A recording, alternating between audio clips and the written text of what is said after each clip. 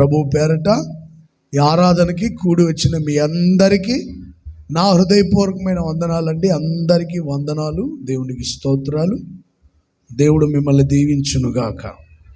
Praise the Lord, హల్లెలూయా. బైబిల్లో ఒక వాక్యాన్ని మీకు జ్ఞాపకం చేసి నేను త్వరగా ముగిస్తాను. 116వ కీర్తన 9వ వాక్యాన్ని చదువుకుందాం. సజీవులున్న దేశములో యెహోవా సన్నిధిని నేను కాలము గడుపుదును. కీర్తనకారుడు చెప్తున్న మాటలు ఇవి. యెహోవా సన్నిధిలో నేను కాలం గడుపుదును. 8వ వాక్యాన్ని కూడా చదువుతాను, వినండి. మరణము నుండి నా ప్రాణమును, కన్నీళ్లు విడవకుండా నా కన్నులను, జారి పడకుండా నా పాదములను నీవు తప్పించి ఉన్నావు గనుక నీ సన్నిధిలో నేను కాలము గడుపుతాను. 3వ వాక్యాన్ని కూడా చదువుకుందాం. మరణ బంధములు నన్ను చుట్టుకొని ఉండెను, పాతాళపు వేదనలు నన్ను పట్టుకొని ఉండెను, శ్రమయు దుఃఖము నాకు కలిగెను. అప్పుడు యెహోవా, దయచేసి నా ప్రాణముడు విడిపింపుమని నేను యెహోవాను బట్టి మొరపెట్టి తిని, యెహోవా దయాళుడు, నీతిమంతుడు, వాత్సల్యము గల దేవుడు, సాధువులను కాపాడువాడు.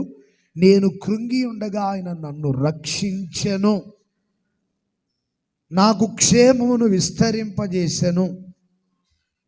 చూడండి, మరణము నుండి, పాతాళములో నుండి, శ్రమలో నుండి, దుఃఖములో నుండి ఆయన నన్ను కాపాడాడు.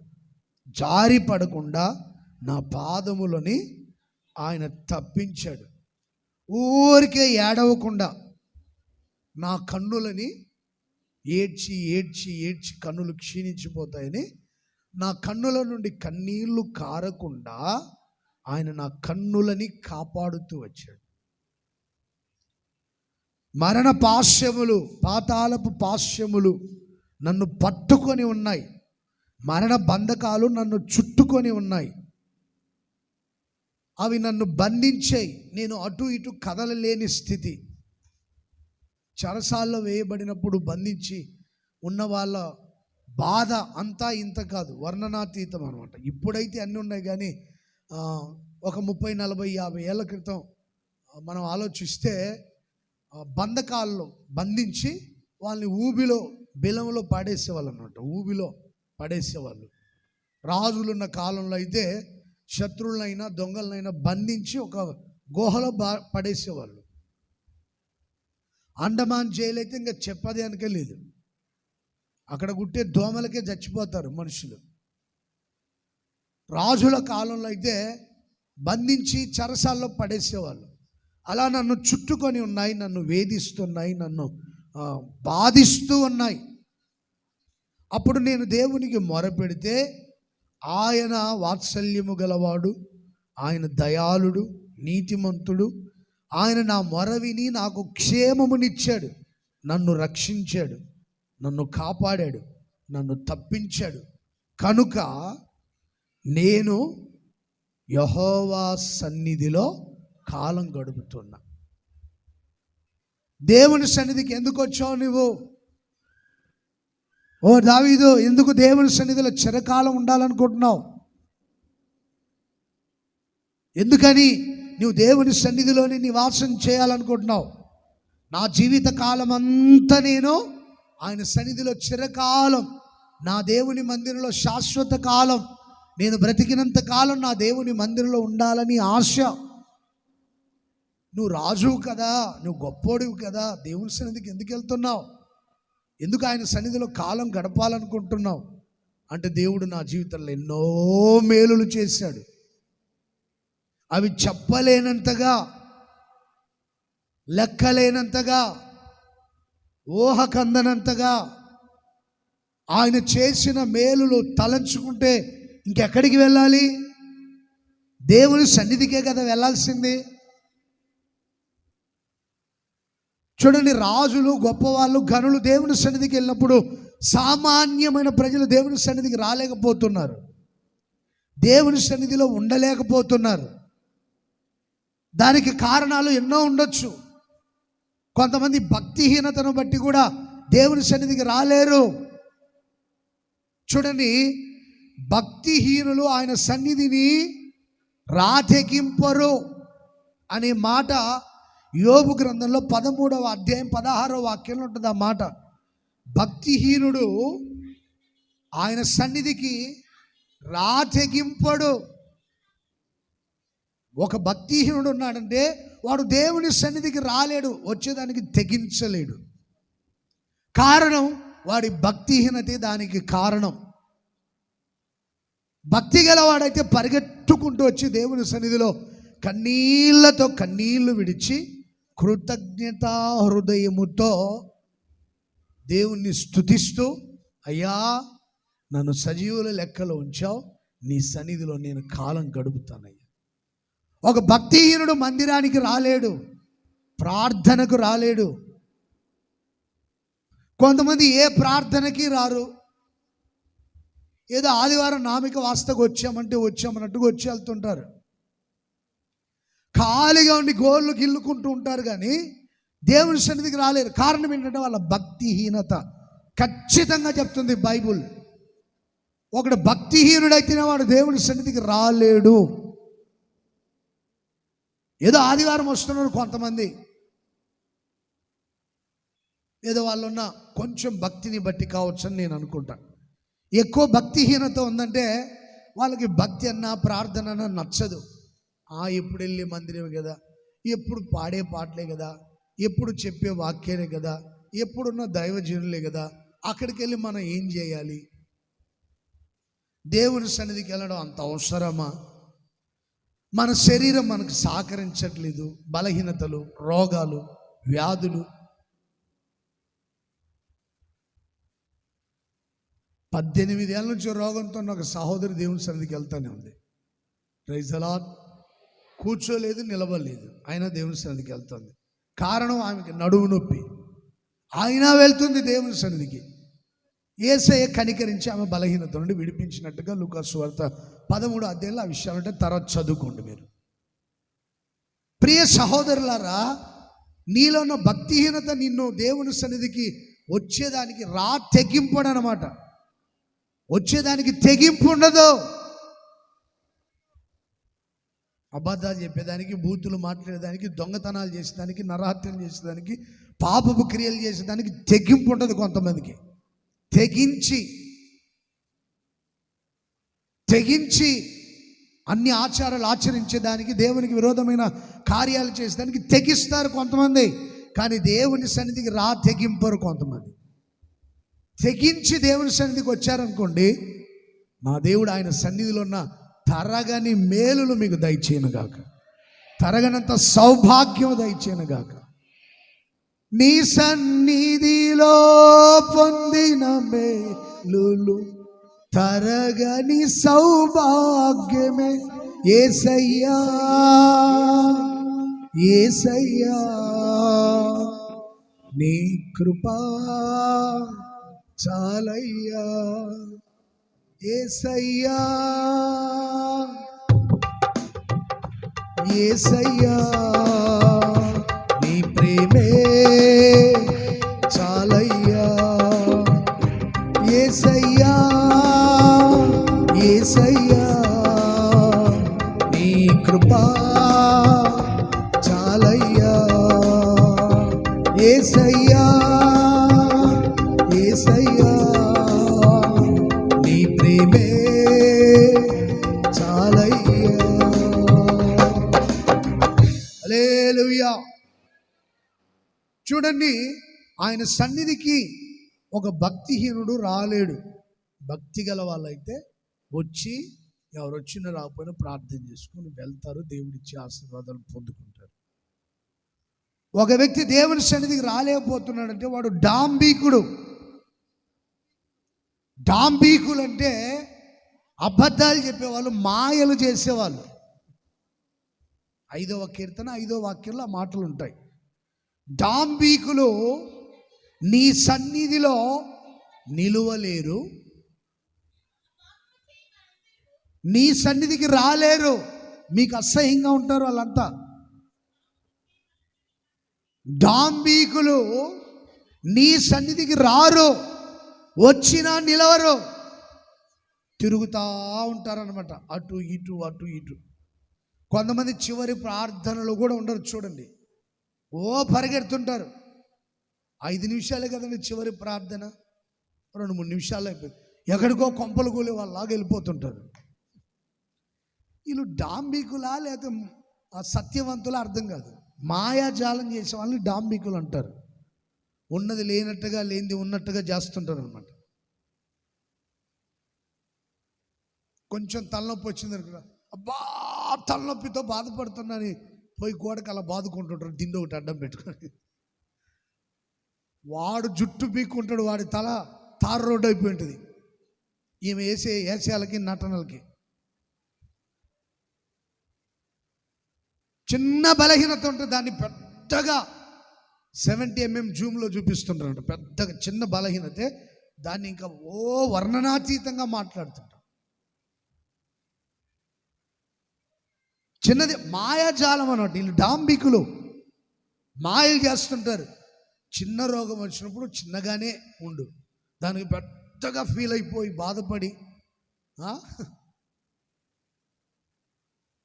ఇంట్లో వాళ్ళందరికీ నెమ్మది లేకుండా చేయొద్దండి అమ్మలారా, యెరూషలేము కుమార్తెలారా. మీరు నా కోసం కాదు ఏడ్చేది, మీకోసం. మరి యేసుప్రభు యెరూషలేము కుమార్తెలకి ఎందుకు చెప్పాడు అంటే, ఊరికనే వస్తుంటుంది ఏడుపు. కొంతమందికి ఊరికనే ఏడుపు వస్తుంటుంది, కన్నీళ్ళు రాకపోయినా కన్నీళ్ళు రప్పించుకుంటుంటారు. కొంతమంది ప్రతిదానికి ఏడుస్తుంటారు. యెరూషలేము కుమారులారా అని చెప్పలా, మగోళ్ళు గుండెని రాయి చేసుకొని బ్రతుకుతుంటారు అనమాట. ఈ ఆడోళ్ళకు ఊరికైనా వస్తుంటే కన్నీళ్ళు. చిన్న రోగం ఉన్న దాన్ని పెద్దగా చూపిస్తుంటారు కొంతమంది. డాంబికులు అన్నమాట, అంటే మాయాజాలం చేస్తుంటారు. ఏది రాహేలు కదా, వాళ్ళ నాన్నగారి విగ్రహాలన్నీ దోచుకొని వచ్చి ఓ గొయ్యి తీసి పాతి పెట్టి అక్కడ స్టూల్ వేసుకొని కూర్చొని ఉందన్నమాట. ఇల్లంతా ఎతికాడు, దొరకట్లా. ఇప్పుడు రాహేలు కూర్చున్న చోటు వెతకాలి. అక్కడికి వచ్చేసరికి, నాన్నగారు నా సంగతి నీకు తెలుసుగా నాన్నగారు, నేను కొంచెం బలహీనంగా ఉన్నా, ఇక అయినా నేను చెప్పలేను. ఇక నానా నాకు కొంచెం బలహీనం, ఇంకెక్కడైనా ఉంటే ఎత్తుకో, నేను లేవలేనులే, నేను కూర్చోలేను, నా వల్ల కాదు. మాయలు చేసిందన్నమాట రాహేలు. ఈ విగ్రహాలు ఎవడి దగ్గర దొరుకుతాయో వాడు నిశ్చయముగా మరణించెదరుగాక అని చెప్పేశాడు. ఇక్కడ కానీ దొరికాయంటే విగ్రహాలు దాచిపెట్టుకున్నా, ఎవడైనా దోచుకున్నా వాడు చనిపోవునుగాక. అంటే నేను తీసుకురాలేదా ఆ విగ్రహాలు, నేను తీసుకురాలేదని చెప్పాడు యాకోబు. కానీ ఎవరు తీసుకొచ్చారు? మాయల మరాఠీ ఉంది కదా, మరాఠీ అమ్మ కరాఠీ నేర్చుకుని మరాఠీలు చేస్తూ ఉంటుందంట. మాటల మరాఠీ అనమాట, మాయల మరాఠీ. అబ్బా నాన్నగారు నన్ను లేకపోతండి, నేను ఇక్కడ కూర్చోవాలి, నాకు శరీరం కొంచెం బలహీనంగా ఉంది. అబద్ధికురాలు, డాంబికురాలు పోయింది. యెరూషలేము కూడా పోలా, యెరూషలేము సరిహద్దుల్లోనే మృతి చెందింది. డాంబికులు నీ సన్నిధిలో నిలవలేరు. మాంత్రికులు, అబద్ధికులు, మాయజాలం చేసేవాళ్ళు, ఉన్నది లేనట్టుగా లేనిది ఉన్నట్టుగా చేసేవాళ్ళు నీ సన్నిధిలో నిలవబడరు. అలాగే ఆయన సన్నిధిలో ఒక నరహత్య చేసేటువంటి నరహంతకుడైన కయ్యను ఆయన సన్నిధిలో నిలవలేక పారిపోయాడంట. నరహంతకులు దేవుని సన్నిధికి రాలేరు, నిలవలేరు. నరహత్య చేసేవాళ్ళు, ప్రాణహత్య చేసేవాళ్ళు. ఇప్పుడు చాలా నరహత్య చేయడం అంటే చాలా ఈజీ అయిపోయింది కొంతమందికి. నరహత్య చేయకూడదని బైబిల్లో ఉంది. నరులు దేవుని సృష్టి, దేవుని స్వరూపం. నరహత్య చేసే అధికారం ఎవరికి లేదు. నీకు నచ్చలేదా దూరంగా ఉండు, నచ్చారా కలిసిమెలిసి సంతోషంగా ఉండండి, నచ్చలేదా దూరం అయిపోండి. భార్య నచ్చలేదని భార్యను చంపడం, భర్త నచ్చలేదని భర్తను చంపి కులుకుతూ ఉంటారు కొంతమంది ప్రేమికులతో. హోలీ పండుగ జరుపుకుంటుందంట ఒక ఆమె భర్తను చంపి. ఇంకా చూసుకోండి మరి, ప్రేమికుడితో వెళ్ళి భర్తను చంపి ప్రేమించిన వారి దగ్గరికి వెళ్ళి హోలీ పండుగ జరుపుకుంటుందంట. కొంతమంది అంటారు ఇది వాడిని చంపింది కదా, ఇప్పుడు ప్రేమించినోడు దీన్ని చంపుతాడు చూస్తూ ఉండని అని కొంతమంది చెప్తున్నారు. కత్తితో జీవించేవాడు కత్తితోనే పోతాడు. నరహత్య చేయొద్దు. కయ్యను నరహంతకుడు తన సహోదరుని చంపాడు. అందుకని దేవుని సన్నిధిలో నిలవలేక పారిపోతున్నాడు. ప్రార్థన నచ్చదు, మందిరం నచ్చదు, దేవుని స్తుతించలేరు, పారిపోతారు కొంతమంది. ప్రార్థన ఉన్న రోజే పారిపోతుంటారు. వీళ్ళు నరహంతకులు. ప్రార్థన గిట్టదు. కయ్యను అనే పేరుకి అర్థం ఏంటంటే సంపాదన. వాడి పేరుకి అర్థం ఏంటి అంటే సంపాదించే పనే ముఖ్యం వాడికి. ప్రార్థన కంటే ఏది ముఖ్యం? గట్టిగా చెప్పాలి, డబ్బే ముఖ్యం. ప్రార్థన కంటే ఏది ముఖ్యం? సంపాదనే ముఖ్యం. ప్రార్థన కంటే ఏది ముఖ్యం? డబ్బు ఎలా సంపాదించాలి, ఎక్కడికి వెళ్తే మనకు డబ్బు దొరుకుతుంది. మందిరానికి వెళ్తేనే మనన్నీ వదిలించుకొని రావాలి. అక్కడ సంపాదించేది ఏముండదు, మనం వదిలించుకొని రావడమే. అక్కడ సంపాదించేది ఏముండదని మీరు అనుకోవచ్చు.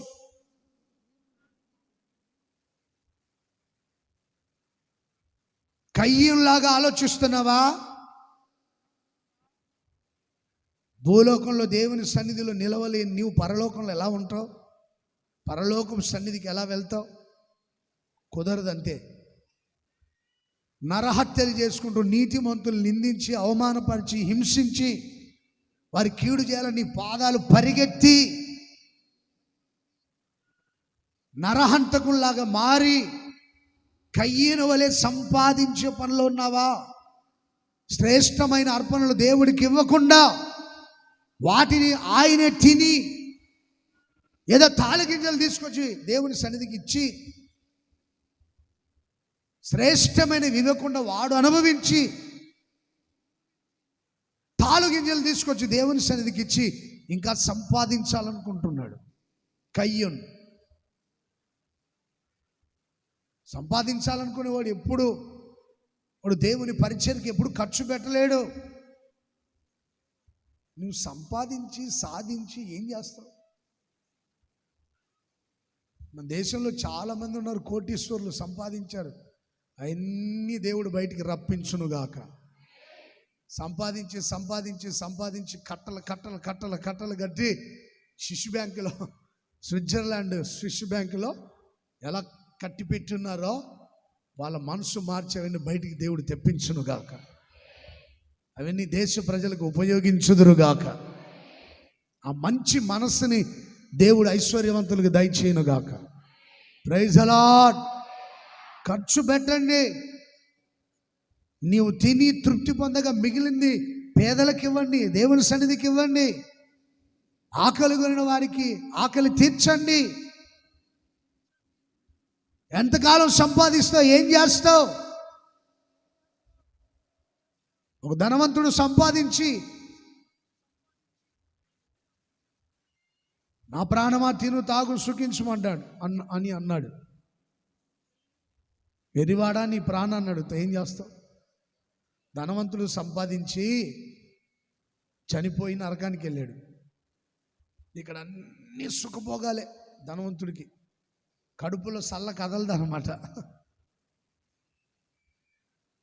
అన్నీ మంచం దగ్గరికి రావాలి. అన్నీ కంచాలు గించాలన్నీ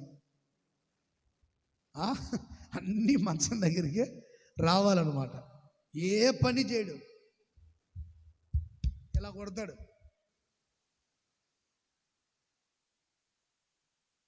నేను ఇక్కడ అని వస్తాడు మంత్రి, లేదా ఆయన దగ్గర ఉన్న పని వాళ్ళు. ధనవంతుడు జనరల్ వాటర్ తాగుడు, అంత మినరలే.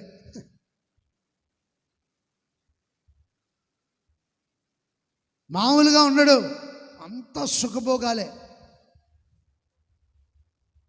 చల్లగా హాయిగా ఉండాలి, కడుపు నిండా తినాలి, కంటి నిండా నిద్రపోవాలి. ధనవంతుడు, అన్ని సుఖాలే. ఇక్కడ సచ్చాడు, ఎక్కడికి వెళ్ళాడు? గట్టిగా చెప్పాలి. ఏం డౌట్గా చెప్తున్నారు? పేదవాడైన లాజరు చనిపోయి ఎక్కడికి వెళ్ళాడు? పరలోకానికి వెళ్ళాడు. ధనవంతుడు చచ్చి ఎక్కడికి పోయాడు? చెప్పాలి గట్టిగా. నరకానికి వెళ్ళి దాహం దాహం దాహం దాహం అంటున్నాడు. అక్కడ నీళ్ళు ఉంటాయండి? నరకంలో అగ్ని తప్ప ఇంకేమైనా ఉంటుందా? ఏసీ ఉంటుందా? కూలర్ ఉంటుందా? ఫ్యాన్లు ఉంటాయా? సెంట్రల్ ఏసీ ఉంటుందా? ఏసీలు ఉంటే దాహం కూడా వేయదు. అక్కడికి పోయాడు. అగ్ని దాహం దాహం అని అలమటిస్తూ దేవుణ్ణి అడిగాడు, ఒక చుక్క నీళ్లు పంపించయ్యా. అక్కడ మినరల్ వాటర్ తాగేవు కదరా, ఒక చుక్క ఏం సరిపోయింది నీకు? అయ్యా పంపించయ్యా, నా వల్ల కావట్లేదు. తండ్రి అయిన అబ్రహాం అంటున్నాడు. అంటే వీడు క్రైస్తవుడు, వీడికి ఎందుకు తండ్రి అయ్యాడు? ఆయన వీడు విశ్వాసి. అబ్రహాం ఎవరికి తండ్రి? గట్టిగా చెప్పాలి. అబ్రహాం ఎవరికి తండ్రి? ఈడు కూడా తండ్రే. అందుకని ఈడు అంటున్నాడు తండ్రి అయినా. అంటే ఈడు విశ్వాసే, కానీ ఏ రోజు దేవుని కోసం కష్టపడలా, ఏ రోజును దేవుని పిల్లలు ఖర్చు పెట్టలా. ఆ పేదవాడిని లాజరు ఆ మెట్ల దగ్గర పడి కురూపులు, రోగం, వాడి గాయాలు కురూపుల్లాగా అయిపోయినాయి, చీము కారిపోతున్నాయి, రక్తం కారుతున్నాయి, కుక్కలు వచ్చి ఆ గాయాలని నాకుతూ ఉన్నాయి. వీడు మాత్రం పరిహాసం చేస్తున్నాడు, నవ్వుతున్నాడు. నీ బతుకిందేరా, నీ జీవితం ఇంతేరా బాబు. ఓ ప్రార్థన ప్రార్థన ప్రార్థనను పళ్ళు బిగపట్టి ఓ తెగ ప్రార్థన చేసి భక్తి చేసావు కదా, ఇదే కదా నీ భక్తి? కుక్కలు వచ్చి కురుపులు లాగుతూ ఉంటే దేవుడి కనికరం లేనట్టుందే. అలాగుండ్రా బాబు, అటు ఇటుగా భక్తి భక్తి అని అలా పడిపోయావు. అందుకని నేను ఎవడు పట్టించుకోడు. నేను చూడు కొంచెం కాలం భక్తుల్లాగా ఉంటా, కొన్ని రోజులు భక్తిహీనులాగా ఉంటాడు. భక్తిహీనుడుగా ఉన్నాడు, విశ్వాసే కానీ భక్తిహీనత, సుఖభోగాలు, సంపాదించే పనిలో ఉంటాడు. ఆదివారం కూడా చర్చికి రాడు. ఆయనకి నచ్చినప్పుడు వస్తాడు, ఆయనకి నచ్చాలా. ప్రార్థన నీకు నచ్చేదేంటి? అక్కడ ఎవరుంటారు మందిరంలో? గట్టిగా వెనకాలకు వినపడుతున్నాయి నా మాటలు. చర్చిలో ఎవరుంటారు? ఆత్మస్వరూపుడైన దేవుడు ఉంటాడు. నచ్చినప్పుడు వెళ్ళడం, నచ్చినప్పుడు హాయిగా నిద్రపోతుంటాడు ఏసీ వేసుకొని. సంపాదించాడు గుటక్కమట ప్రాణం పోయింది. అర్థమవుతుందండి? ప్రాణం ఎప్పుడు పోయింది ఎవడికి తెలీదు. నేను ఒక ప్రాంతానికి వెళ్ళి చిన్న ప్రార్థన అయితే 10 గంటలప్పుడు ఫోన్ చేశాడంట యవనస్తుడు. 10 గంటలప్పుడు ఫోన్ చేశాడు, కొంచెం తలనొప్పిగా ఉంది, కళ్ళు తిరుగుతూ ఉన్నాయి, ఇబ్బందిగా ఉందని. తల్లిదండ్రులు లేరు, ఎవరు లేరు అక్కడ. అతను చదువు నిమిత్తం వెళ్ళాడు దూర ప్రాంతానికి. చదువుకునే ఫ్రెండ్స్ ఉన్నారు. ఇంటికి ఫోన్ చేశాడు. సరే హాస్పిటల్కి వెళ్ళి ఆ ట్యాబ్లెట్ తెప్పించుకొని మెడికల్ షాప్కి వెళ్ళి ట్యాబ్లెట్ వేసుకున్నాను అని చెప్తే ట్యాబ్లెట్ కూడా వేసుకున్నాడు. వేసుకున్న తర్వాత మరి ఏమైన తర్వాత మరలా ఒక అరగంటకి వామిటింగ్స్ అయిపోయినాయి. మరలా ఫోన్ చేశాడు, వామిటింగ్, హాస్పిటల్కి వెళ్ళమని చెప్పి ఎవరో తీసుకెళ్ళి హాస్పిటల్ అడ్మిట్ చేశారు. చెకప్ చేస్తే మైండ్లో ఏదో బ్రెయిన్లో ఏదో ప్రాబ్లం ఉంది ఇతనికి అని చెప్పారు డాక్టర్లు. 11:30కి ప్రాణం విడిచాడు. 10 గంటలకి యవనస్తుడు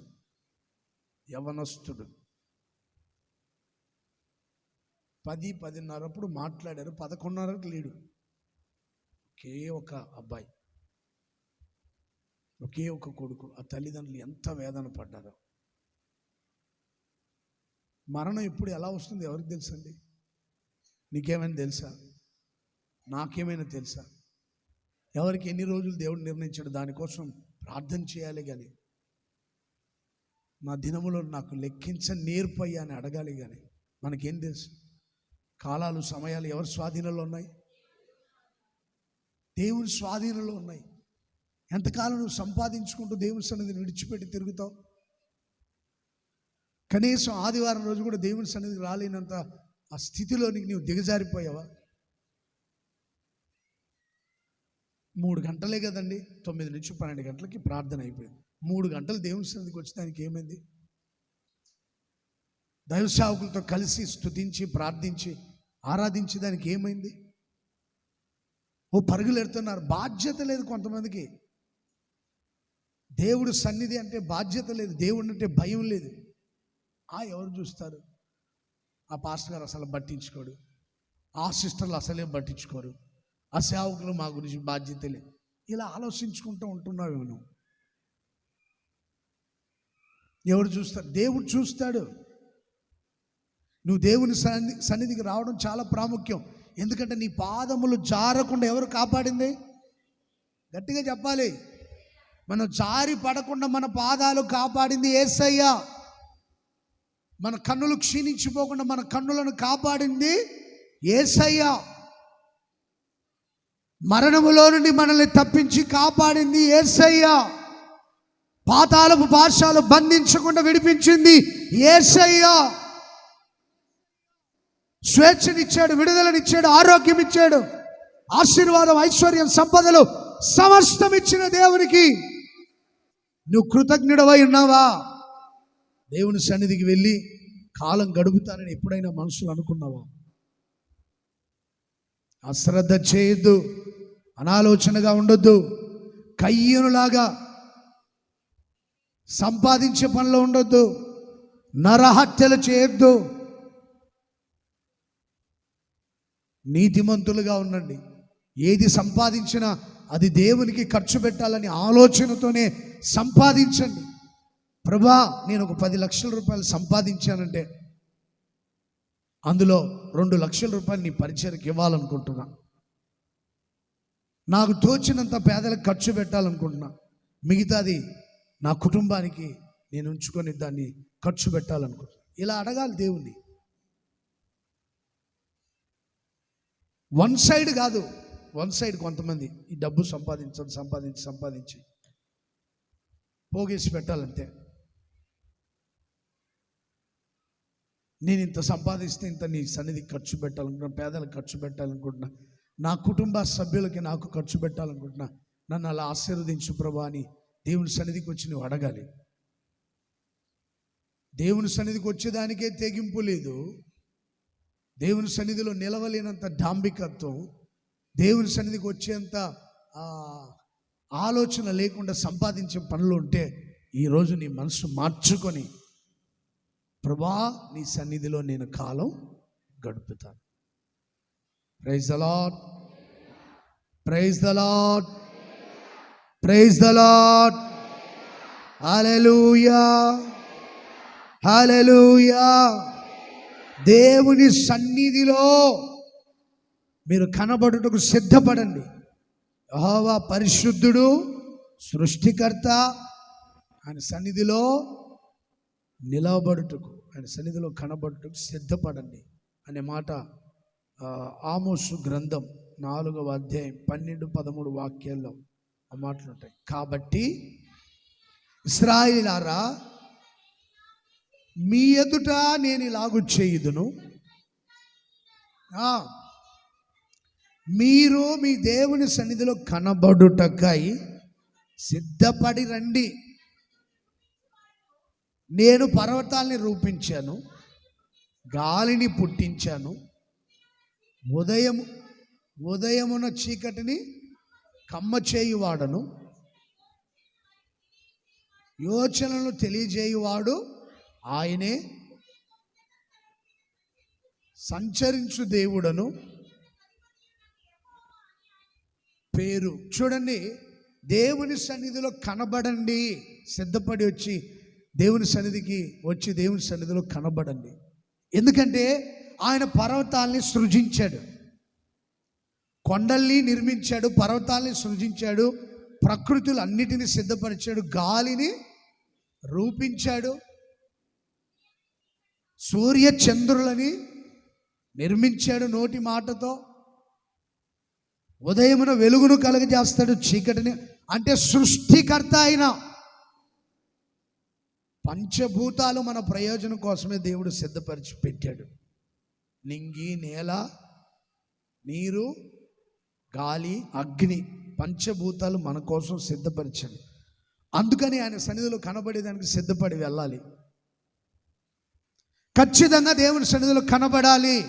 ఎందుకంటే సృష్టికర్త అయిన దేవుణ్ణి ఆరాధించేదానికి, కృతజ్ఞతాస్తుతులతో ఆయన్ని ఆరాధించి గణపరిచేదానికి, భూమిని, ఆకాశాన్ని, సూర్యచంద్ర నక్షత్రాల్ని, పర్వతాల్ని, అరచుపిల్ల కాకులని, జంతువులని, పక్షులని, సమస్తాన్ని సృజించాడు. పంచభూతాలు మన ప్రయోజనం కోసమే దేవుడు సృజించాడు. అందుకని దేవుని సన్నిధికి వెళ్ళి కృతజ్ఞతాపూర్వకంగా దేవుని స్తుతించాలి, ఆరాధించాలి. గాలిని నిర్మించాడంట ఆయన, వాయువుని అలా బంధించాడు అనుకోండి, ఎవరైనా బ్రతుకుతారా? ఎందుకు వెళ్ళాలి దేవుని సన్నిధికి? మనం ఆయన ఆరాధించి గణపరిచి పాడి పొగిడేదానికి. నువ్వు భక్తిహీనుడువా, లేదా డాంబికుడువా, నరహంతకుడువా, సంపాదించడానికి ఎలాంటి నీచమైన పనులైనా చేస్తున్నావా? డబ్బు సంపాదన కోసం నీచమైన పనులు చేస్తుంటారు కొంతమంది. నీచానికి దిగజారిపోతుంటారు.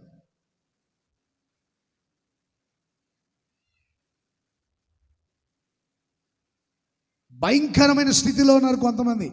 సంపాదించడానికి ఏమైనా చేస్తారు, వాళ్ళకి డబ్బే ప్రాముఖ్యం.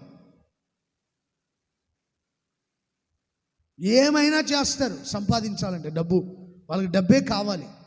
నరహత్య అయినా చేస్తారు, శ్రేష్టమైన దేవునికి ఇవ్వకుండా వాళ్ళే తినేస్తుంటారు. తిని తిని తిని తిని తిని తిని తిని పిండి బస్తాల్లాగా అయిపోయింటారు కొంతమంది. అయిపోయి లేనిపోయిన జబ్బులు, రోగాలు, వ్యాధులు, వాటితోనే కొట్టుమిట్టాడుతూ సంపాదించిందంట డాక్టర్లకే పెడుతుంటారు. వాళ్ళు అనుభవించింది లేదు, చేసింది ఏం లేదు.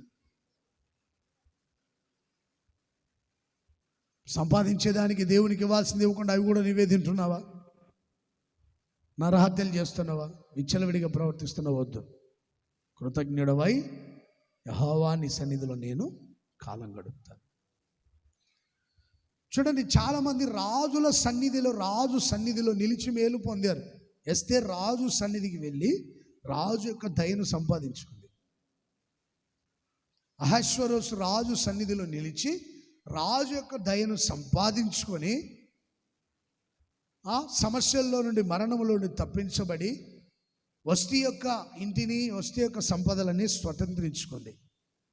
ఇది భూ సంబంధమైన రాజు సన్నిధిలో నిలిచి, 5వ అధ్యాయం ప్రారంభ వాక్యాలు ఆ విషయాలు ఉంటే ఎస్తేరు గ్రంథం తర్వాత చదువుకోండి. 5వ అధ్యాయం 1వ వాక్యం. రాజు సన్నిధిలో నిలిచి రాజు దయను పొందుకుంది, అనేక ఆశీర్వాదాలతో నింపబడింది.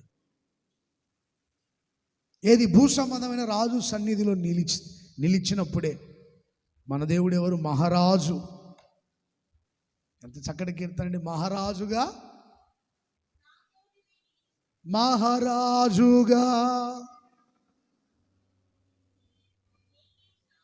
ప్రతి స్థలమునా నా యాత్రలో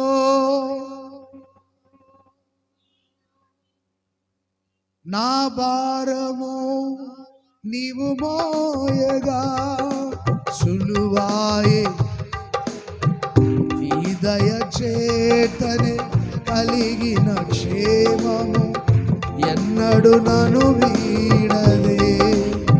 నీ దయ చేతనే కలిగిన క్షేమము ఎన్నడు నన్ను వీడదే. నీ సన్నిధిలో పొందిన తరగని సౌభాగ్యమే. నీ సన్నిధిలో పొందిన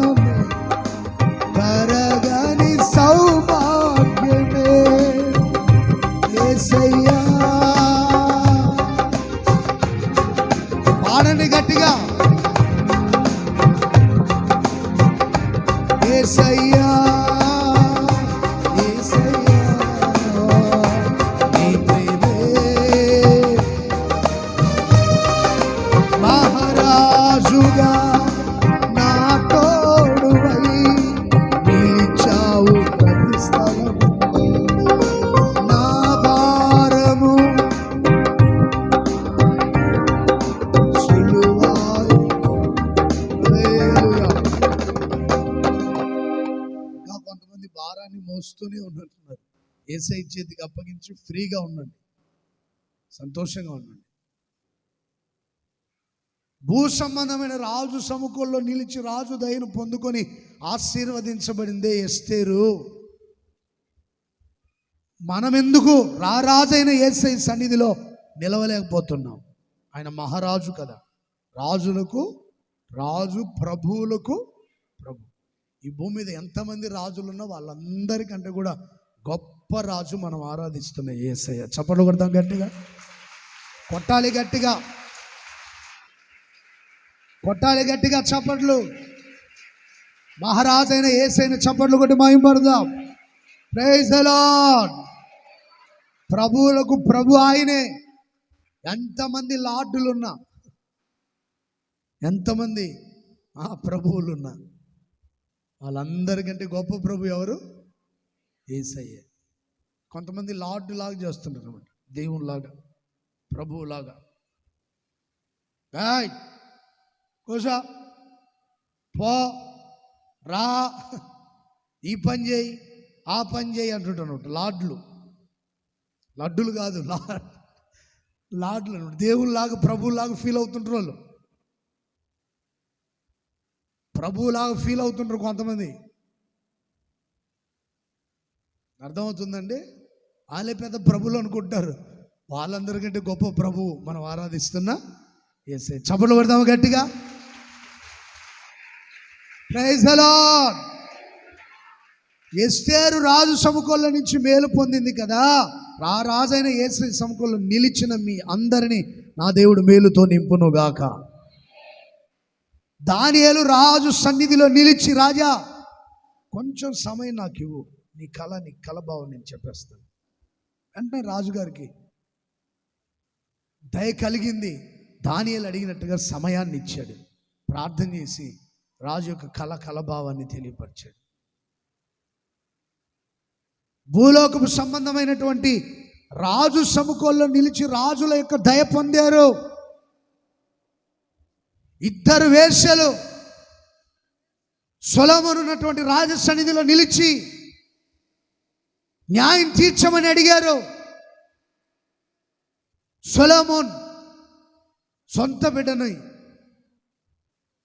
పోగొట్టుకోలేక కన్నీళ్లు విడుస్తున్నటువంటి ఆ తల్లి యొక్క కన్నీటిని చూసి తన బిడ్డను తనకిప్పించాడు. ఇది సొలొమోను రాజు సన్నిధిలో నిలిచిన ఒక వేశ్యకే న్యాయం జరిగింది కదా. ఒక వేశ్య భూలోకం సంబంధమైన రాజు సన్నిధిలో నిలిచి రాజు యొక్క దయ పొందుకొని తన కుమారుని సంపాదించుకుంది కదా. ఒక వేశ్య దేవుని రాజు సన్నిధిలో నిలిచి మేలు పొందింది కదా. తల్లిదండ్రులను పోగొట్టుకుని ఒంటరిగా నిలిచి ఉన్నటువంటి ఎస్తేరు రాజు యొక్క దయను సంపాదించుకుంది కదా. బబులోను దేశానికి బానిసగా పంపబడిన దానియేలు రాజు సన్నిధిలో నిలిచి దయ సంపాదించుకున్నాడు కదా. ఒక బానిస, ఒక వేశ్య, ఒక అనాథ రాజు సముఖంలో నిలిచి మేలు పొందారు కదా. మనకు అందరూ ఉన్నారు, అన్నీ ఉన్నాయి. లేదా కొంతమందికి ఎవరు లేకపోవచ్చు. కొంతమంది చెరలో ఉన్న దానియేలులాగా ఉండొచ్చు. ఎస్తేరులాగా అందరిని పోగొట్టుకొని అనాథగా నువ్వు మిగిలి ఉండొచ్చు. వేశ్య జీవితాన్ని జీవించి మనసు మార్చుకొని దేవుని సన్నిధిలో నిలిచి ఉండవచ్చు నీవు. ఆయన సన్నిధిలో నిలిచిన మీ అందరికీ నా దేవుడు మేలు చేయునుగాక, మంచి చేయునుగాక, మేలులతో నింపునుగాక. హల్లెలూయా. దేవా నీ సన్నిధిలో నేను కాలము గడుపుతానయ్యా. Praise the Lord, praise the Lord. దేవుని సన్నిధిలో నిలిచి ఇంకా అనేకులు మేలులు పొందుతూ వచ్చారు. ఈ రోజున మనం ఇక్కడ దేవుని సన్నిధిలో నిలిచాం. ఆయన దృష్టి మన మీద ఉండునుగాక. ఆయన మన జీవితంలో మేలు చేయనుగాక. మనల్ని ఆశీర్వాదాలతో నింపునుగాక, ఆనందంతో నింపునుగాక, గుండెలను హృదయ వేదన అంతా తొలగించునుగాక. భారం అంతటిని దేవుడు తొలగించి మన భారం ఆయన మోయునుగాక. Praise the lord. ఆయన మన భారాన్ని మోస్తే మన ప్రయాణం సులువుగా ఉంటుంది. Praise the Lord. హల్లెలూయా. దేవుని సన్నిధికి వెళ్ళి కొంతమంది నిలిచి ప్రార్థించి ఆశీర్వాదాలు పొందారు. యోషియా అనే ఒక రాజు దేవుని సన్నిధికి వెళ్ళి వస్త్రాలు చింపుకొని హృదయాన్ని మెత్తన చేసుకొని కన్నీళ్లు విడిచి ప్రార్థన చేశాడు ఆయన సన్నిధిలో. ఆయన ప్రార్థన దేవుడు ఆలకించాడు. రాజుల 2వ గ్రంథం 22వ అధ్యాయం 19వ వాక్యం. రాజుల 2వ గ్రంథం 2వ రాజులు 22:19.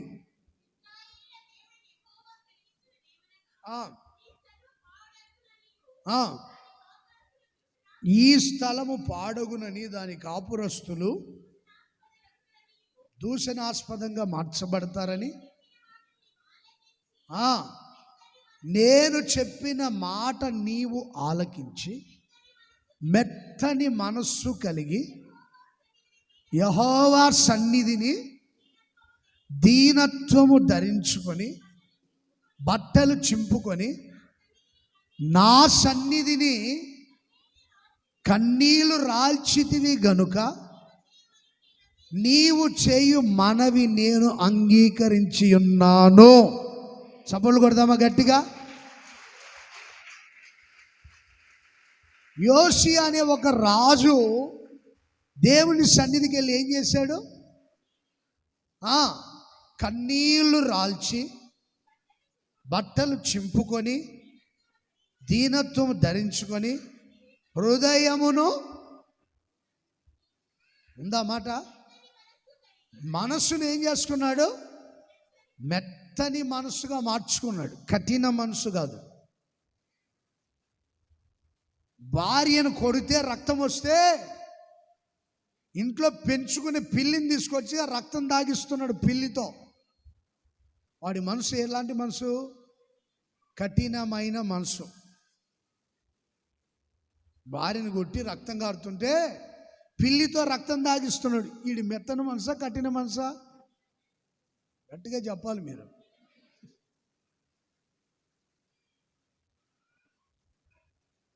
ఒకడు వాళ్ళ నాన్నగారు కూర్చోన్నాడు, ఏదో రోగం వచ్చి ముఖం మీద కొడుతున్నాడు. వాళ్ళ నాన్ని కాలుతో కొడుతున్నాడు. రక్తం నోట్లో నుంచి రక్తం వస్తుంది, వదలట్లేదు.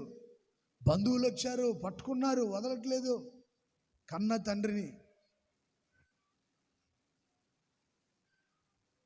తండ్రిని కొడుతుంటే అలాగే వాలిపోయాడు. రక్తం కారుతుంది, అదంతా రక్తం. ఆయన ఉన్న ఫ్లోర్ అంతా రక్తం.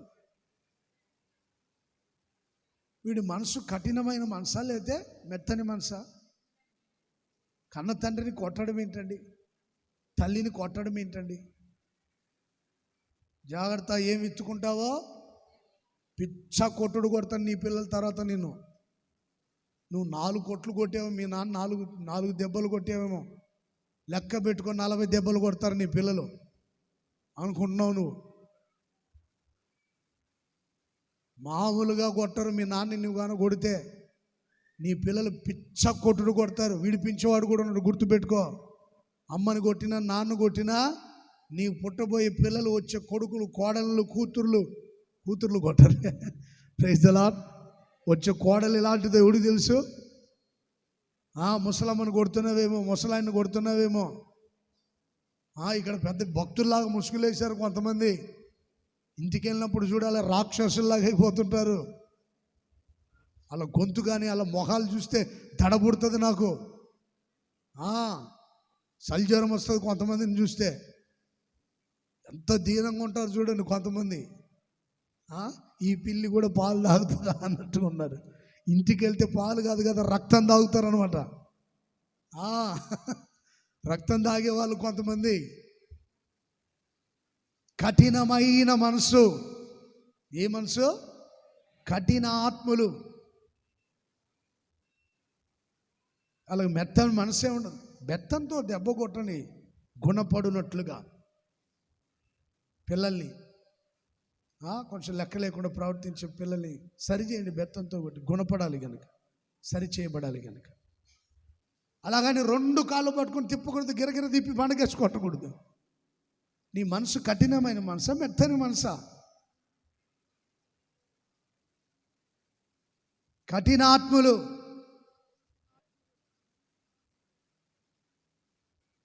ఉన్నారు అలాంటి వాళ్ళు. విశ్వాసుల్లో ఉన్నారు, ఆత్మీయుల్లో ఉన్నారు, సేవకులు అనబడిన వాళ్ళు కూడా ఉన్నారు. నేను లేరని చెప్పట్లా. మేము ఏదో ఆకాశం నుండి దిగి వచ్చి తెల్లబట్టలు వేసుకుని పెద్ద సేవకులం అయిపోయింది చెప్పట్లా. కోపం వస్తే అప్పుడప్పుడు పశువులాగా ప్రవర్తిస్తుంటారు కొంతమంది, అందరూ కాదు కొంతమంది. వీళ్ళు పశువులా మనుషులు అర్థం కాదనమాట. అర్థం చేసుకోలేని పశుప్రాయులు ఆత్మీయుల్లాగే మెలుగుతూ ఉంటారనమాట. వాళ్ళ మనసు మృగాల్లాగా ఉంటుంది, వాళ్ళు అన్నీ అర్థం చేసుకోలేరు. ఊరికేనే చిటపట్లాడిపోతుంటారు. మంచి మనసు కాదు, కఠిన మనసు. కఠినమైన మనసు కొంతమందిది. ఎవరిని పట్టించుకోరు, వాళ్ళ కడుపే వాళ్ళకి దేవుడు. వాళ్ళ కడుపు నిండితే చాలు, ఎదుటోడు ఏమన్నా ఇప్పుడు నాకింది అన్నట్టుగా ఉంటాడు. ఒక రాజు దేవుని సన్నిధికి వెళ్ళి దేశం మీదకి కీళ్ళు వస్తుంది, అవమానాస్పదంగా మార్చబడతారు, ఆస్పదంగా మార్చబడతారని దేవుడు చెప్తే వెంటనే ఏం చేశాడు ఆయన? మనస్సును, మెత్తని మనస్సు కలిగి, మంచి మనస్సు కలిగి దీనత్వం ధరించుకొని మందిరానికి వెళ్ళి మెత్తని మనస్సు చేసుకొని వస్త్రాలు చింపుకొని, హృదయం అనే వస్త్రాన్ని చింపుకోండి. బాహ్యంగా ధరించిన వస్త్రాలు చింపుకొని పరిగెత్తమని నేను చెప్పట్లా, అర్థమవుతుందో? కొంతమంది అలాంటి వాళ్ళు కూడా ఉంటారు, వస్త్రాలు చింపుకొని పరిగెడుతుంటారు అనమాట. ఇది సేన దయ్యం పట్టి ఉంటారు చూడండి. అలా మంచి వస్త్రాలు వేసుకోరు కొంతమంది.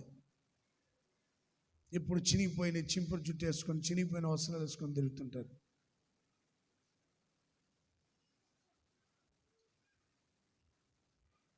మంచి వస్త్రాలు ధరించుకోండి. మందిరానికి వచ్చినప్పుడు టీషర్ట్లు వేసుకొని దాని మీద ఒక పుర్రె బొమ్మ ఉంటుందే, పుర్రె బొమ్మ. ఇది కాటి కాపరా లేకపోతే మందిరంలో విశ్వాస అర్థం కాదు, అర్థమవుతుందండి. కాటి కాపురులాగా పుర్రె బొమ్మ వేసుకొని సమాధుల దగ్గర కూర్చొని చూడు, కర్ర పట్టుకొని ఒకడు. మందిరానికి వచ్చినప్పుడు పుర్రె బొమ్మలు ఎందుకురా బాబు? నిక్కర్లు వేసుకొని పుర్రె బొమ్మలు వేసుకొని నైటీలు వేసుకొని రాబాకండి మందిరానికి. అమలారా, నైటీలు వేసుకొని గబిలాల్లాగా తిరగబాకండి. చర్చికి వచ్చినప్పుడు జాగ్రత్తగా రండి. Praise the Lord. గబిలం తిరిగినట్టుగా తిరగబాకండి నైటీలు వేసుకొని. అపవిత్రమైన పక్షులు అనమాట అవన్నీ, మంచివి కాదు అవి. పుర్రె బొమ్మలు వేసుకొని రావద్దు. వైట్ డ్రెస్ వేసుకొని రండిరా బాబు. అసలు ఏమైంది మీకు వైట్ షర్ట్ వేసుకొని వచ్చి దానికి? అందరికీ డ్రెస్ కోడ్ ఉందా? పోలీసు వాళ్ళకి కానీ, ఆర్మీ వాళ్ళకి కానీ, హాస్పిటల్లో నర్సులకు కానీ, డాక్టర్లకు కానీ ఉందా లేదా డ్రెస్ కోడ్? మరి చర్చికి వచ్చే వాళ్ళకి ఏ డ్రెస్ కోడ్ ఉండాలి? అంతే కదా. స్కూల్ పిల్లలు స్కూల్ డ్రెస్ కోడ్ ఉంది, కాలేజీ పిల్లలు కాలేజీ డ్రెస్ కోడ్ ఉంది, కంపెనీలో పనిచేసేవాడికి వాళ్ళకి. మరి చర్చికి వచ్చే వాళ్ళకి ఒక డ్రెస్ పరిశుద్ధులు తగినట్టుగా వైట్ డ్రెస్లో ఉండాలి కదా. పుర్రె బొమ్మలు వేసుకొని చీకటి నల్లటి బట్టలు వేసుకొని తిరగొద్దురా బాబు. మంచి వస్త్రాలు వేసుకొని రండి మందిరానికి. వైట్ డ్రెస్లో ఉండండి, మంచిది. నేను ఇంతగా చెప్తున్నా, మీరు అర్థం చేసుకోవట్లేదంటే ఇంకా మీ ఇష్టం అది. ప్రభు బల్ల ఆరాధన రోజైనా దేవుని సన్నిధిలో వైట్ డ్రెస్ వేసుకొని కనబడితే మంచిది. ఆడపిల్లలు మరి ముఖ్యంగా జీన్స్ ప్యాంట్లు వేసుకొని మోగాళ్ళ వేసం వేయొద్దమ్మా. ఆడపిల్లలు స్త్రీలు పురుషుని వేషం వేయకూడదు అంది బైబిల్లో. పురుషుడు స్త్రీ వేషం వేయకూడదు, స్త్రీ పురుషుని వేషం వేయకూడదు. స్త్రీలు స్త్రీలాగే ఉన్నాడు, పురుషులు పురుషుల్లాగే ఉండి దేవుని మందిరంలో కనబడండి. Praise the Lord. హల్లెలూయా. మెత్తని మనస్సుని చేసుకొని యెహోవా సన్నిధిలో నిలిచి వస్త్రములు చింపుకొని, హృదయం అనే వస్త్రాన్ని చింపుకొని మనం ప్రార్థించాలి. కన్నీళ్లు విడిచి ఏం చేశాడు? యెహోవా సన్నిధిలో కన్నీళ్లు రాల్చి ప్రార్థించినప్పుడు దేవుడు అతని మనవి ఆలకించాడు. చప్పట్లు కొడదామా గట్టిగా? దేవుని సన్నిధిలో మీ అందరి ప్రార్థనలు దేవుడు ఆలకించునుగాక. మనం చేసిన ప్రార్థనలు దేవుడు ఆలకించునుగాక. Praise the lord. ఎలా ప్రార్థన చేయాలి ఆయన సన్నిధిలో? మెత్తని మనసు ఎగరగొట్టావమ్మా? చెప్పట్లే, ఎందుకంటే అందరూ మూర్ఖుల్లాగే ఉన్నారు, కఠినాత్ముల్లాగా. ఆ మాట రావట్లా, మీ నోట ఆ మాట రావట్లేదంటే ఇంకా అర్థమైపోయింది నాకు మీరు ఎంతటి మూర్ఖత్వం కలిగి ఉన్నారో అర్థమవుతుంది. దేవుని సన్నిధికి వెళ్ళి ఏం చేస్తాడు? మొదటగా చెప్పాలి అందరూ. ఏ మనస్సు? అమ్మ చెప్పండి, గట్టిగా చెప్పండి. నోరుందని పాతాళంలాగా తెరిచి మాట్లాడొద్దు అయ్యా, జాగ్రత్త. ఏ మనసు? అందరు గట్టిగా చెప్పాలి. మెత్తని మనస్సు కలిగి, దేవుని సన్నిధిలో దీనత్వం కలిగి, వస్త్రములు చింపుకొని, కన్నీళ్లు రాల్చి ప్రార్థన చేసే ప్రతి ఒక్కరి ప్రార్థన దేవుడు ఆలకించునుగాక. ఆయన సన్నిధిలో కాలం గడిపే వారి ప్రార్థనలు ఆలకించబడతాయి. మీరు ఇప్పటివరకు దేని కొరకు ప్రార్థించారో ప్రతి ప్రార్థనకు దేవుడు జవాబు దయచేయునుగాక. ప్రతి ప్రార్థన ఆలకించునుగాక. యోషియా ప్రార్థన విన్న దేవుడు ఏం చేశాడో తెలుసా? ఆ తర్వాత మాటలు కూడా చదవమా? నీ పితరుల యొద్దకు నీవు చేర్చబడతావు. ఒకటి, నీ పితరుల యొద్దకు చేర్చబడతావు. నెమ్మది పొందిన వాడవై సమాధికి చేర్చబడతావు. ఈ స్థలం మీదకి రప్పించే కీడు నీవు చూడవు. Praise the Lord. హల్లెలూయా. కీడు నీవు చూడవు. ఇదే యెహోవా వాక్కు. ఆయన సన్నిధిలో కన్నీళ్లు విడిచి ప్రార్థించే ప్రతి ఒక్కరి ప్రార్థన ఆలకించి వారు ఏ కీడు చూడకుండా ఉందురుగాక. నీ కుటుంబం మీదకి, నీ పిల్లల మీదకి ఏదైనా కీడు వస్తుందని మాట విన్నావేమో, అది నువ్వు చూడకుండా కీడు దేవుడు తప్పించునుగాక. దేశం మీదకి ఏ కీడు రాకుండా తప్పించునుగాక. క్రైస్తవుల ప్రార్థన ఆలకించిన దేవుడు ఈ దేశాన్ని, దేశ ప్రజల్ని కాపాడునుగాక. మిమ్మల్ని, మీ కుటుంబాన్ని కాపాడునుగాక. మనల్ని, మన సంఘాన్ని కాపాడునుగాక. ఏ కీడు రాకుండా మనల్ని కాపాడునుగాక. Praise the lord. నీవు నెమ్మది పొంది పితరుల యొద్దకు వెళ్తావు. నీవు నెమ్మది గలవాడవై సమాధిలో చేర్చబడతావు. నీ పితరుల యొద్దకు నేను నిన్ను చేరుస్తాను. ఒకటి, సమాధానంగా, ప్రశాంతంగా కన్ను మూస్తారన్నమాట. ప్రశాంతంగా నిద్రపోతారు. Praise the Lord. మొన్న ఒక ఇంటికి వెళ్తే కుటుంబస్తులు చెప్పారు, అయ్యా అమ్మగారు బెడ్ మీద ఉన్నారు. ఆమె చెప్పింది, నేను దేవుని సన్నిధికి వెళ్ళిపోతున్నా, బాగా ప్రార్థన చేయండి, నేను దేవుని సన్నిధికి వెళ్తున్నాను చెప్పి అలాగే కళ్ళు మూసింది. నెమ్మది గలవారమై సమాధికి చేర్చబడ్డాలి. లేనిపోని ప్రమాదాల మధ్యలో చిక్కుకుపోయి కాదు, నెమ్మది గలవారమై నిండైన ఆయుష్ పొందుకొని సమాధికి చేర్చబడాలి. సమాధిలోనికి చేర్చబడతావు, పితరుల యొద్దకి చేర్చబడతావు. పితరులందరూ మహిమలో ఉన్నారు. నీ మహిమను ధరించిన పరిశుద్ధులని పాట రాశారు కదా యేసన్ గారు. మన పితరులు, మన పరిశుద్ధులందరూ ఎక్కడ ఉన్నారు? మహిమలో, పరలోకంలో దేవుని సన్నిధిలో ఉన్నారు. మనల్ని కూడా ప్రార్థించే, మనల్ని కూడా మహిమలో చేర్చునుగాక. మన పితరుల దగ్గర చేర్చునుగాక. మన మహిమలో ప్రవేశించినప్పుడు మన విశ్వాసులకు తండ్రి అయిన అబ్రాహామును మనం చూస్తాం, శారమ్మను చూస్తాం, ఇస్సాకుని, అలాగే యాకోబుని, యోసేపుని, మోషే గారిని, యెహోషువని, అలాగే అపోస్తలుడైన పేతురు గారిని మనం చూడబోతున్నాం. పౌలు గారిని చూడబోతున్నాం, యోహాను చూడబోతున్నాం, అపోస్తలుని మనం చూడబోతున్నాం. మన పితరులు మనకంటే ముందుగా వెళ్ళారు. ఆయన సన్నిధిలో ప్రార్థిస్తే నీ ప్రార్థన ఆలకించిన దేవుడు పితరుల యొద్దకు మనల్ని చేర్చునుగాక, నెమ్మదిగా సమాధిలో చేర్చబడదుముగాక, ఏ కీడు చూడకుండా తప్పించునుగాక. మేలులే మన కన్నులు చూడబోతున్నాయి, మంచే మన కన్నులు చూడబోతున్నాయి. ఇలాంటి రోజులు చేయంట్రా బాబు, ఇలాంటి రోజులు కూడా చూడవలసి వచ్చిందని నీవు చాలాసార్లు బాధపడి ఉండొచ్చు. ఇక మీదట ఏ కీడు నువ్వు చూడవు. ఆయన సన్నిధిలో నిలిచి ప్రార్థించే నీ ప్రార్థన, నా ప్రార్థన, మనందరి ప్రార్థన దేవుడు ఆలకించి జవాబులు ఇచ్చి ఆశీర్వదించునుగాక. ఇద్దరు మనుషులు దేవాలయంలోకి వెళ్ళి ప్రార్థిస్తే ఒకటి ప్రార్థన దేవుడు విని అతని నీతిమంతునిగా మార్చాడు. ఆపినైనా నన్ను కరుణించు అని ప్రార్థన చేస్తే వాడి ప్రార్థన విని నీతిమంతునిగా మార్చాడు. ఇంకొకడు బడాయి ప్రార్థన చేశాడు.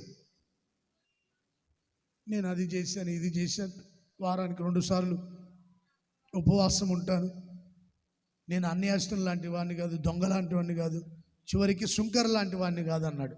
వాడు భక్తి మనుషులతో పోల్చుకున్నాడు కానీ దేవునితో పోల్చుకోరా. వాడి ప్రార్థన కూడా విన్నాడు, ప్రక్కన పెట్టేశాడు. దీనుడై తగ్గించుకొని ఏడ్చి కన్నీళ్ళు విడిచి ప్రార్థన చేశాడు. వాడి ప్రార్థనని నీతిమంతునిగా మార్చాడు. అబ్రహాం ప్రార్థిస్తే లోతు కుటుంబాన్ని రక్షించాడు. హన్నా ప్రార్థిస్తే ఆమె ప్రార్థన విని చక్కటి కుమారుని ఇచ్చాడు. ఇక్కడ నువ్వు కుమారుల కొరకు ప్రార్థించావా? కుటుంబ సభ్యుల రక్షణ కొరకు ప్రార్థించావా? నీ పరిశుద్ధత కొరకు ప్రార్థించావా? ఏ కీడు చూడకుండా ఉండాలని ప్రార్థించావా? ఈ ప్రార్థనలన్నీ ఆయన సన్నిధిలో ఆలకించి జవాబులు దయచేయునుగాక. ప్రైజ్ ది లార్డ్, హల్లెలూయా. రెండోదిగా ఆయన సన్నిధిలో పర్వతాలు మైనలా కరిగిపోతాయనుంది. కీర్తనల గ్రంథం 97వ కీర్తన 5వ వాక్యం త్వరగా చదవండి. 97:5.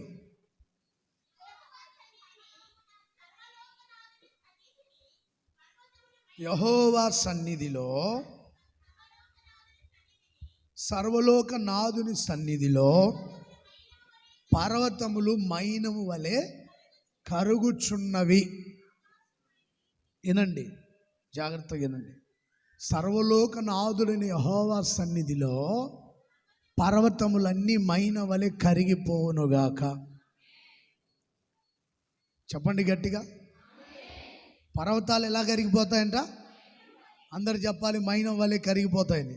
పర్వతాలు ఎలా కరిగిపోతాయి? అందరు గట్టిగా, మరొకసారి గట్టిగా.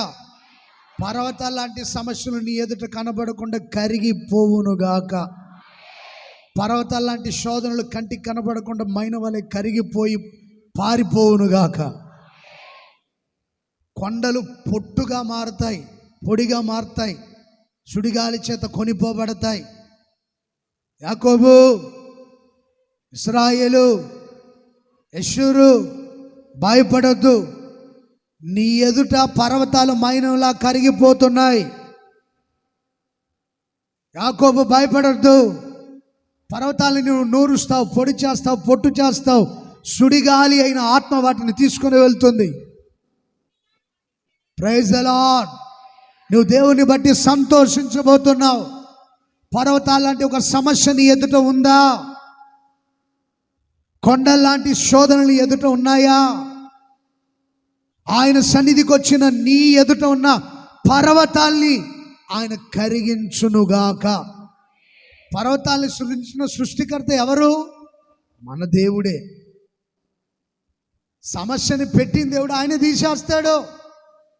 గాయపరచువాడు ఆయనే, స్వస్థపరచువాడు. దేవుడు గాయపరిచాడా నిన్ను? నీలో ఉన్న బలహీనతలను బట్టి, నీ నోటి మాటను బట్టి, హృదయ కాఠిన్యాన్ని బట్టి దేవుడు నిన్ను గాయపరిచాడా? నువ్వు సరి చేసుకో, ఆయన నీ గాయాన్ని కట్టునుగాక. అర్థమవుతుందా? నీ గాయం ఎందుకయింది? నీ కఠిన మనసు చెప్పిన మాట వినకుండా తిరగడం, తల్లిదండ్రులు తల బాదుకొని చెప్పిన మాట వినకుండా తిరగడం గాయమైందా? సరి చేసుకో. ప్రభా, ఇక్కడ నుండి తల్లిదండ్రులకు లోబడతాను, నీకు లోబడతాను, దేవుని సేవకులకు, పెద్దలకు లోబడి జీవిస్తాను. నా గాయం కట్టు ప్రభు అంటే కడతాడు ఆయన. Praise the Lord. గాయం ఎక్కువ అవుతుందా, దేవుడే ఎక్కువ చేస్తాడు. ఎందుకంటే నీ కఠిన ఆత్మ, కఠినమైన మనసు, మాట వినని స్వభావం. జాగ్రత్త. పర్వతం ఆయన పెట్టాడు, దాన్ని ఆయనే కరిగిస్తాడు. నమ్మిన వాళ్ళు గట్టిగా ఆమేన్ చెప్పండి. చప్పట్లు కొడుతూ చెప్పండి గట్టిగా. ప్రతి పర్వతం ఆయన సన్నిధికి వచ్చిన నీ ఎదుట కరిగిపోవునుగాక. పర్వతాల లాంటి సమస్యలన్నీ మోసుకొని వచ్చావా? పర్వతాలన్నీ మోసుకొని వచ్చావా? సమస్యలు మోసుకొని వచ్చావా? పర్వతాలని మోసుకొని వచ్చావా? ఇదిగో పెద్ద పర్వతం, పూలకుండి పర్వతం కాదు, ఇలా మోసుకొని వచ్చావా? పర్వతాన్ని ఇక్కడ పెట్టేసి వెళ్ళు. Praise the Lord. పర్వతాన్ని ఇక్కడ పెట్టేసి వెళ్ళు. Praise the Lord. నువ్వు మరలా తీసుకెళ్ళొద్దు దాన్ని. ఏం చేయాలా చెప్పాలి గట్టిగా. ఏం చేసేయాలి? ఆ పర్వతాన్ని ఇక్కడ పెట్టేసి, నువ్వు కాదు కరిగించేది, ఇక్కడ పెట్టేళ్ళు. ప్రభు నా సమస్య ఇది, అది కరిగిపోతుందని నేను నమ్ముతున్నా. అప్పుల సమస్య ఒక పర్వతమా, ఇక్కడ దేవునికి అప్పగించి వెళ్ళిపో. ఇల్లు కట్టుకోలేని స్థితిలో ఉన్నావా, దేవునికి అప్పగించి వెళ్ళు. ఉద్యోగం సంపాదించట్లేదు, అది పర్వతంలాగా అయిపోయిందా? అప్పులు వెంబడి అప్పులు చేసి పర్వతంలాగా, కొండలాగా నిలిచిపోయి ఉన్నాయా? ఈ పర్వతం కరిగించవా ప్రభు అని అడుగు ఆయన సన్నిధికి వచ్చి. Praise the Lord. Praise the Lord. ప్రతి సమస్య అనే పర్వతం ఇక్కడ వదిలిపెట్టే వెళ్ళు, కానీ తీసుకుని వెళ్ళొద్దు. దేవునికి అప్పగించే వెళ్ళు. నెహెమియా ఆయన సన్నిధికి వెళ్ళి ఏడ్చి ప్రార్థన చేశాడు. ఇశ్రాయేలు పాపాలు నా పాపములుగా ఎంచు ప్రభు, నేను ఒప్పుకుంటున్నా. వాళ్ళు చేసిన పాపాన్ని బట్టి ఇల్లు కూలిపోయింది, ప్రాకారాలు కూలిపోయి మందిరం తగలబడింది. దేవా యెహోవా, నీ సన్నిధిలో నేను ఒప్పుకొని విడిచిపెడుతున్నా. దీనికి కారణం ఇశ్రాయేలు పాపాలు. ఒకవేళ నా పాపాలు కూడా కావచ్చు, నా తండ్రి చేసిన పాపాలు కావచ్చు, నా పితరులు చేసిన పాపాలు కావచ్చు. అందుకని శాపంగా మారాయి. ఇల్లు కూలిపోయింది, పట్టణ ప్రాకారాలు కూలిపోయాయి, మందిర గుమ్మాలు తగలబడ్డాయి. నీ సన్నిధిలో నేను ఒప్పుకుంటున్నాను ప్రభా, ఇది ఒక సమస్యగా నిలిచిపోయింది పర్వతంలాగా, దీన్ని తొలగించవా అని అడిగి ప్రార్థన చేశాను. ఆ సమస్య దేవుని సన్నిధిలో మైనంలా కరిగిపోయింది. చప్పట్లు కొడదాం గట్టిగా. ఆ సమస్యలు మైనంలాగా కరిగిపోయి ప్రవాహంలాగా ప్రవహించి పారిపోయాయి. రాజు సముఖంలో నిలబడ్డాడు. నా సమస్య ఇదని చెప్పాడు. పో, మందిరాన్ని కట్టు, ఇల్లు కట్టు, ప్రాకారము కట్టు. Praise the Lord. పెద్ద సమస్య అది. ఇల్లు కట్టడం అంటే మామూలు పనా? మందిరం కట్టడం అంటే మామూలు పనా? పట్టణ ప్రాకారాలు కట్టడం అంటే మామూలు పని అండి? ఇల్లు కట్టుకోలేక చాలామంది నానా అవస్థలు పడుతున్నారు. అది ఒక పర్వతంలాగా మిగిలిపోయింది ఆ సమస్య. అది ఇక్కడ వదిలిపెట్టి వెళ్ళు. సర్వలోకనాథుడు, సైన్యములకు అధిపతి అయిన దేవుడు ఆ పర్వతాన్ని కరిగించబోతున్నాడు, పొడి చేయబోతున్నాడు, పొట్టు చేయబోతున్నాడు. చప్పట్లు కొడుతూ ఆత్మలో ఆనందించండి. విశ్వాసంతో చప్పట్లు కొట్టండి. ప్రతి సమస్య కరిగిపోవునుగాక. ప్రతి ఒక్కరి ఇల్లు కట్టబడునుగాక, మందిరం కట్టబడునుగాక, దేశ ప్రాకారాలు కట్టబడునుగాక, కుటుంబ ప్రాకారాలు కట్టబడునుగాక, మనసు యొక్క ప్రాకారం దేవుడు కట్టునుగాక. మనసు స్థిరపరచుకోలేక పాడైపోయిన ప్రాకారంలాగా ఉందా? మనసు అనే ప్రాకారాన్ని కూడా కట్టి పవిత్రమైన మార్గాల్లో దేవుడు నడిపించబోతున్నాడు. Praise the Lord. హల్లెలూయా. కుటుంబానికి ప్రాకారం లేక విచ్చలవిడిగా తిరుగుతున్నారు పిల్లలు, దేవుడు ప్రాకారాన్ని కట్టబోతున్నాడు. వారి చుట్టూ ఒక ప్రాకారాన్ని వేయబోతున్నాడు ఆయన, విచ్చలవిడిగా ప్రవర్తించకుండా. సొంత ఇల్లు లేని వాళ్ళందరికీ, ఎవరెవరికి లేవు సొంత ఇల్లు చేతులు ఎత్తండి ఒకసారి. సొంత ఇల్లు లేని వాళ్ళు చేతులు ఎత్తండి, సరిగానే ఎత్తండి. సొంత ఇల్లు లేని వాళ్ళు, దేవుడు మీకు సొంత గృహములను దయచేయను గాక. ఇరుకుగా ఉన్న ఇల్లు గల వాళ్ళు చేతులు ఎత్తండి. ఇరుగ్గా ఉంటే ఇల్లు అది విశాలమవును గాక. Praise the Lord. ఈ ప్రాంతంలో ఒక విశాలమైన మందిరం దేవుడు కట్టించబోతున్నాడు. నమ్మిన వాళ్ళు గట్టిగా ఆమేన్ చెప్పండి, బిగ్గరగా చెప్పండి. పెద్ద మందిరం దేవుడు నిర్మించునుగాక, దానికి తగిన ఆర్థిక సహాయం అందించునుగాక, మెటీరియల్ సిద్ధపరచునుగాక, పని వాళ్ళని సిద్ధపరచునుగాక. విశాలమైన మందిరం దేవుని ఆత్మ ద్వారా కట్టబడునుగాక. చప్పట్లు కొడుతూ దేవుని మహింపడతాం. పెద్ద మందిరం కట్టించిన యేసయ్యకి చప్పట్లు కొడుతూ ఆమేన్. Praise the Lord. ప్రాకారాల్ని, మందిరాల్ని, ఇంటిని దేవుడు కట్టించునుగాక. సమస్యలన్నీ వదిలిపెట్టాలండి ఆయన సన్నిధిలో. సర్వలోకనాథుడు దేవుని సన్నిధిలో పర్వతాలు పర్వతాలంటే సమస్యల్ని దేవుడు కరిగించి మిమ్మల్ని ఆశీర్వదించి ఆనందంతో నింపునుగాక. చివరికి ఒక మాట చెప్పి నేను ముగిస్తాను. ఎఫెసీయులకు రాసిన పత్రిక 2వ అధ్యాయం 18వ వాక్యం చదవండి చివరిగా.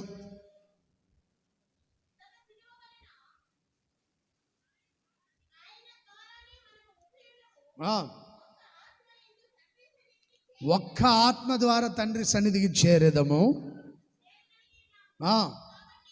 దేవుని ఆత్మ ద్వారా మనం ఆయన సన్నిధికి చేరగలిగి ఉన్నాము గనుక మీరు పరదేశులు పరజనులు కాక పరిశుద్ధులను ఏక పట్టణస్థులునై దేవుని ఇంటి వారమై ఉన్నాం.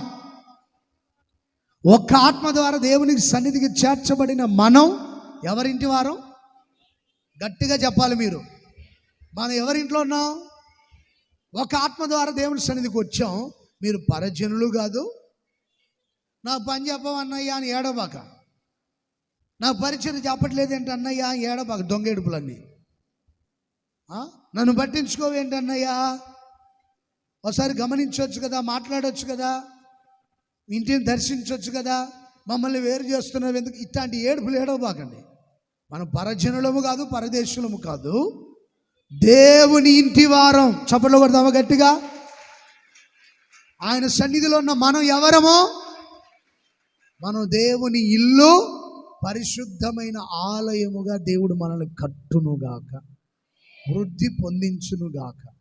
అపోస్తులు ప్రవక్తలు వేసిన పునాది మీద మీరు కట్టబడుచున్నారు, అమర్చబడుతుంది దేవాలయముగా మీరు వృద్ధి పొందుదురుగాక.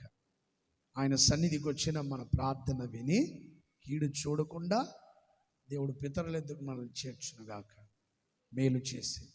రెండోదిగా సమస్యలన్నీ కరిగించునుగాక. మూడోదిగా మనల్ని పరిశుద్ధులైన దేవుని కుటుంబస్తులుగా మార్చి దేవుని మందిరముగా వృద్ధి పొందించి సియోనుగా మనల్ని కట్టి స్థిరపరచునుగాక. Praise the Lord. దేవుని ఇంటిగా మనల్ని కట్టి స్థిరపరచునుగాక.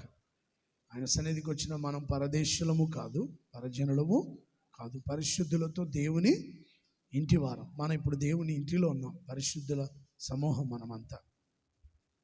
ఎంత గొప్ప భాగ్యం అండి, ఎంత గొప్ప ధన్యత అండి.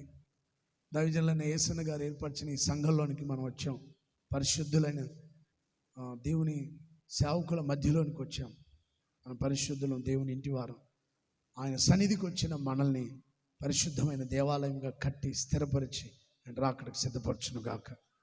మందిరానికి వచ్చిన ప్రతి ఒక్కరిని పరిశుద్ధమైన దేవాలయముగా కట్టి స్థిరపరచునుగాక, పరిశుద్ధ సంతతిగా మార్చునుగాక, పరిశుద్ధ జనముగా మార్చునుగాక, దేవుని ఇంటిగా తీర్చిదిద్దునుగాక. మనల్ని దేవుడే కడతాడు, దేవుడే స్థిరపరుస్తాడు, దేవుడే వృద్ధి పొందిస్తాడు. కారణం, యెహోవా నీ సన్నిధిలో నేను కాలం గడుపుతున్నా. ఆయన సన్నిధిలో ఎవరు కాలము గడిపినా వారిని పరిశుద్ధ దేవాలయముగా కట్టి దేవుడు స్థిరపరచబోతున్నాడు. వారి సమస్యల్ని మైనంలా కరిగించబోతున్నాడు. కీడు చూడకుండా తప్పించి ఆశీర్వదించబోతున్నాడు. దేవుడు కొద్ది మాటలు మీ వినికిలో స్థిరపరిచి నెరవేర్చునుగాక.